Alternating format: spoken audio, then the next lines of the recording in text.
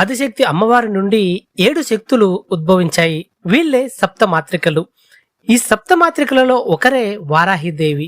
ఈ వారాహి అమ్మవారిని కేవలం రాత్రిపూట మాత్రమే పూజిస్తారు. ఈ అమ్మవారి ఆలయాలు కూడా పగటిపూట మూసివేయబడి ఉంటాయి. అయితే ఈ వారాహిదేవి ఎలా జన్మించారు? ఎందుకని రాత్రిపూట మాత్రమే పూజిస్తారు? ఈ అమ్మవారి భర్త ఎవరు? ఈ అమ్మవారిని ఎవరు పూజించవచ్చు? ఇలాంటి విషయాలతో పాటు వారాహిదేవి పూర్తి కథను ఈ వీడియోలో నేను చెప్తాను. చాలా ఇంట్రెస్టింగ్ గా ఉంటుంది, స్కిప్ చేయకుండా చూడండి. వారాహి అమ్మవారి గురించి మన హిందూ గ్రంథాలలో చాలా పురాణాలలో ఉన్నాయి. వాటిలో దేవి భాగవత పురాణంలో రక్తబీజుడు అనే రాక్షసుడు దేవుళ్లను మనుషులను సంహరిస్తూ రెచ్చిపోతూ ఉంటాడు. అప్పుడు దేవతలందరూ పార్వతీదేవిని సహాయం కోరగా దుర్గాదేవి రూపంలోకి మారి రక్తబీజుడితో యుద్ధం చేయడానికి బయలుదేరుతుంది. అయితే దుర్గామాత రక్తబీజుడితో యుద్ధం చేస్తున్నప్పుడు రక్తబీజుడిని గాయపరచడం వల్ల రక్తబీజుడికి శరీరం నుండి ఒక రక్త బొట్టు నేల మీద పడుతుంది.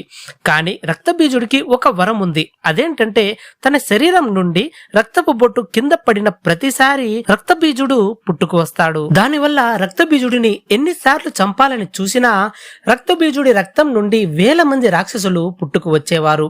అలా రక్తబీజుడిని చంపడం అసాధ్యమైంది. అప్పుడు రక్తబీజుడి సంహారం కోసం దుర్గాదేవి తన దేహం నుండి సప్తమాత్రికలను పుట్టిస్తుంది. ఆ సప్తమాత్రికలు అంటే 7 అమ్మవార్లు. ఈ 7 అమ్మవార్లు కూడా దుర్గాదేవి యొక్క స్వరూపాలే. కానీ ఈ సప్తమాత్రికలకు తాంత్రిక శక్తులు ఉంటాయి. ఈ సప్తమాత్రికలు ఎవరంటే బ్రాహ్మణి, వైష్ణవి, మహేశ్వరి, ఇంద్రాణి, కామాక్షి, వారాహి ఇంకా చాముండి. అప్పుడు ఈ 7 అవతారాలు కూడా రక్తబీజుడిని సంహరించడంలో సహాయపడ్డారు.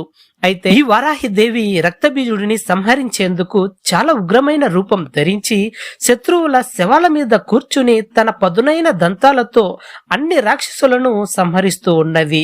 ఆ తరువాత రక్తబీజుడు దుర్గాదేవితో ద్వంద్వ యుద్ధానికి పిలవడంతో ఈ స్వరూపాలు కూడా తిరిగి దుర్గాదేవిలో కలిసిపోయి రక్తబీజుడిని సంహరించినట్టు దేవి భాగవతంలో ఉన్నది.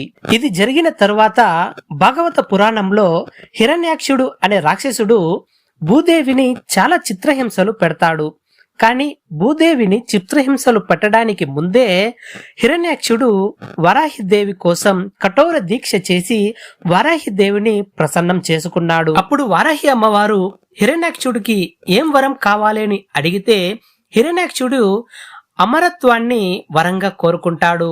కానీ వరాహి అమ్మవారు మాత్రం అమరత్వాన్ని ఇవ్వడం కుదరదు అని తేల్చి చెప్తుంది.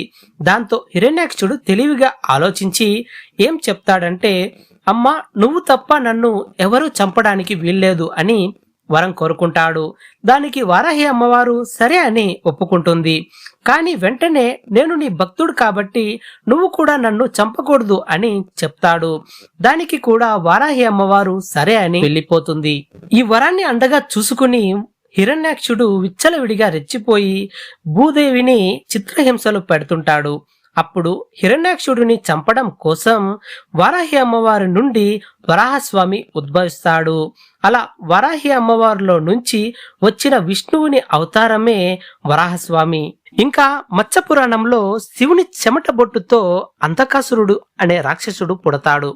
అయితే అంధకాసురుడు పెరిగి పెద్దయ్యాక రాక్షసులకు అధిపతి అయి దేవతలపై యుద్ధాన్ని మొదలు పెడతాడు. అప్పుడు ఈ అంధకాసురుడిని సంహరించడానికి శివుడు పార్వతీదేవులో ఉన్న వారాహి అమ్మవారిని స్మరించినట్టు ఈ మత్స్య పురాణంలో ఉంది. ఈ పురాణాలతో పాటు వామన పురాణంలో సప్తమాత్రికలను దుర్గా అమ్మవారు చండికా రూపం నుండి పుట్టించినట్టుగా ఉంది. అందులో వారాహి అమ్మవారు మాత్రం చండిక యొక్క వీపు భాగం నుండి పుట్టినట్టుగా రాసి ఉంది. అయితే ఈ గ్రంథంలో ప్రతిసారి వారాహి అమ్మవారు వచ్చేది శత్రు వినాశనానికి, అలాగే సేనలకి ఆధిపత్యం వహించడానికి. ఇంకా వారాహి అమ్మవారి భర్త వరాహస్వామి అని చాలా మంది అనుకుంటారు. అది చాలా పెద్ద తప్పు. ఆదిశక్తి స్వరూపమే పార్వతీదేవి. ఎలా అయితే పార్వతీదేవి నుండి ఈ సప్తమాత్రికలు వచ్చారో అలానే శివుడి రూపమైన భైరవుడి నుండి అష్టభైరవులు ఉద్భవించారు. ఈ అష్టభైరవులు కూడా అష్టదిక్కులను కాపాడుతూ పాలిస్తూ ఉంటారు. ఈ అష్టభైరవులలో ఒకరైన ఉన్మట్ట భైరవనే ఈ వరాహి అమ్మవారి భర్త. కాబట్టి వరాహి అమ్మవారి భర్త వరాహస్వామి కాదు, ఉన్మట్ట భైరవుడు. వారాహి అమ్మవారికి ఆలయాలు మాత్రం చాలా అరుదుగా ఉంటాయి. ఆ ఆలయాల్లో కూడా దర్శనం కేవలం 2-3 గంటలు మాత్రమే ఉంటుంది. అది కూడా రాత్రి గాని తెల్లవారుజాము గాని ఉంటుంది. ఎందుకంటే మిగిలిన సమయంలో వారాహి అమ్మవారు గ్రామ సంచారం చేస్తూ దుష్టశక్తుల నుండి కాపాడుతూ ఉంటుంది కాబట్టి. ఇక ఆఖరిగా కాశీలో ఉన్న ఉగ్రవారాహి దేవి గురించి చెప్తాను. ఈ ఆలయంలో అమ్మవారు పాతాళంలో ఉంటారు. ఆ విగ్రహం కూడా చాలా పెద్దది. కానీ ఈ అమ్మవారి విగ్రహాన్ని భక్తులు నేరుగా చూడటానికి ఇక్కడ కుదరదు. ఈ ఆలయం కూడా కేవలం 2-3 గంటల్లోనే మూసేస్తారు. ఇంకా ఆలయంలో భక్తులు అమ్మవారిని దర్శించుకోవడానికి దేవస్థానం వారు ఏర్పాటు చేసిన 2 రంధ్రాల గుండానే చూడాలి. మీరెప్పుడైనా వారాహి అమ్మవారిని దర్శించుకున్నారా? కమెంట్ చేయండి. వీడియో నచ్చితే లైక్ చేయండి.